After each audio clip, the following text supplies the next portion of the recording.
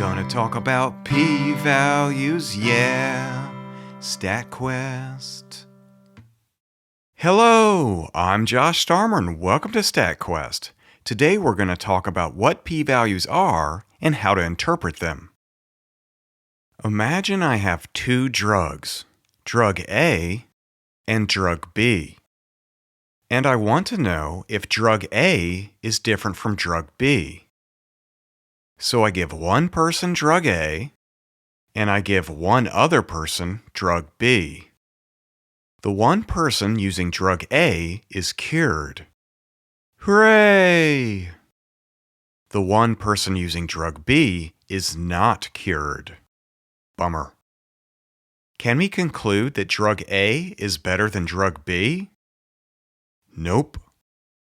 Drug B may have failed for a lot of different reasons.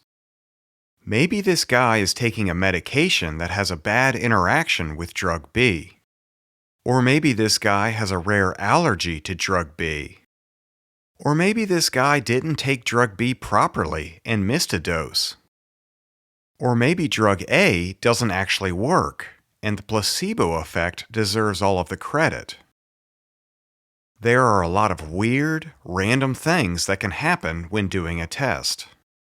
And this means that we need to try each drug on more than just one person each. So we redo the experiment, but this time we give each drug to two different people. This time, both people taking drug A are cured. Hooray! And one person taking drug B is cured and one person is not cured. Hooray! And bummer. Is drug A better? Are both drugs the same? We can't answer either of those questions because maybe something weird happened to this guy that caused drug B to fail. Or maybe something weird happened to this guy, like maybe the drug was mislabeled and he actually took drug A, and that's why he was cured. So now we test the drugs on a lot of different people. And these are the results. Drug A cured a whole lot of people, 1,043, compared to the number of people it didn't cure, 3. In other words, 99.7% of the 1,046 people using drug A were cured. In contrast, drug B only cured a few people, 2.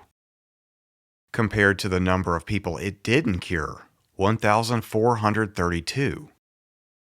In other words, only 0.1% of the 1,434 people using drug B were cured. If these were the results, then it would be pretty obvious that drug A was better than drug B.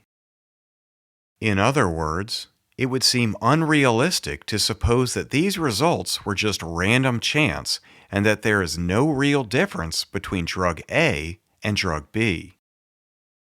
It's possible that some of these people were cured by placebo, and some of these people were not cured because of some rare allergy, but there are just too many people cured by drug A and too few cured by drug B for us to seriously think that these results are just random and that drug A is no better or worse than drug B. In contrast, what if these were the results? Now, only 37% of the people that took drug A were cured, compared to 31% that took drug B. So drug A cured a larger percentage of people. But given that no study is perfect and there are always a few random things that happen, how confident can we be that drug A is superior? That's where the p-value comes in. P-values are numbers between 0 and 1 that, in this example, quantify how confident we should be that drug A is different from drug B. The closer a p-value is to 0, the more confidence we have that drug A and drug B are different. So the question is, how small does a p-value have to be before we are sufficiently confident that drug A is different from drug B? In other words, what threshold can we use to make a good decision? In practice, a commonly used threshold is 0.05. It means that if there is no difference between drug A and drug B, and if we did this exact same experiment a bunch of times, then only 5% of those experiments would result in the wrong decision. Yes, this is an awkward sentence. So let's go through an example and work this out, one step at a time. Imagine I gave the same drug, drug A, to two different groups. Now, any differences in the results are 100% attributable to weird random things, like a rare allergy in one person or a strong placebo effect in another. In this case, the p-value would be 0.9, which is way larger than 0.05. Thus, we would say that we fail to see a difference between the two groups.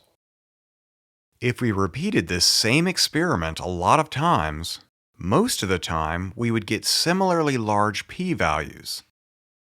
However, every once in a while, all of the people with rare allergies might end up in the group on the left, and all of the people with the strong placebo reactions might end up in the group on the right. As a result, the p-value for this specific run of the experiment is 0.01, since the results are pretty different. Thus, in this case, we would say that the two groups are different, even though they both took the same drug. Oh no, it's the dreaded terminology alert. Getting a small p-value when there is no difference is called a false positive. A 0.05 threshold for p-values means that 5% of the experiments, where the only differences come from weird random things, will generate a p-value smaller than 0.05. In other words, if there is no difference between drug A and drug B, 5% of the time we do the experiment, we will get a p-value less than 0.05, aka a false positive. Note, if it is extremely important that we are correct when we say the drugs are different, then we can use a smaller threshold, like 0.00001. Using a threshold of 0.00001 means we would only get a false positive once every 100,000 experiments. Likewise, if it's not that important, for example, if we're trying to decide if the ice cream truck will arrive on time, then we can use a larger threshold, like 0.2. Using a threshold of 0.2 means we are willing to get a false positive 2 times out of 10. That said, the most common threshold is 0.05 because trying to reduce the number of false positives below 5% often costs more than it's worth. So, if we calculate a p-value for this experiment, and the p-value is less than 0.05, then we will decide that drug A is different from drug B. That said, the p-value is actually 0.24, so we are not confident that drug A is different from drug B. Bam! Okay, before we're done, let me say 2 more things about p-values. Unfortunately, the first thing I want to say is just more terminology.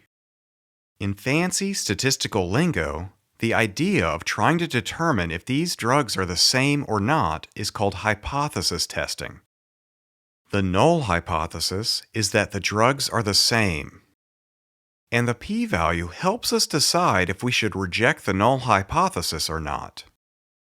Small bam.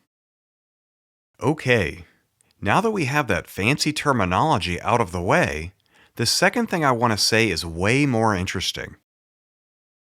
While a small p-value helps us decide if drug A is different from drug B, it does not tell us how different they are. In other words, You can have a small p-value regardless of the size of difference between drug A and drug B. The difference can be tiny or huge. For example, this experiment gives us a relatively large p-value, 0.24, even though there is a 6-point difference between drug A and drug B. In contrast, this experiment, which involves a lot more people, gives us a smaller p-value, 0.04. Even though, given the new data, there is a 1-point difference between drug A and drug B. In summary, a small p-value does not imply that the effect size or difference between drug A and drug B is large. Double bam! Hooray! We've made it to the end of another exciting StatQuest. If you liked this StatQuest and want to see more, please subscribe. And if you want to support StatQuest, consider contributing to my Patreon campaign, becoming a channel member, buying one or two of my original songs or a t-shirt or a hoodie, or just donate. The links are in the description below. All right, until next time, Quest on!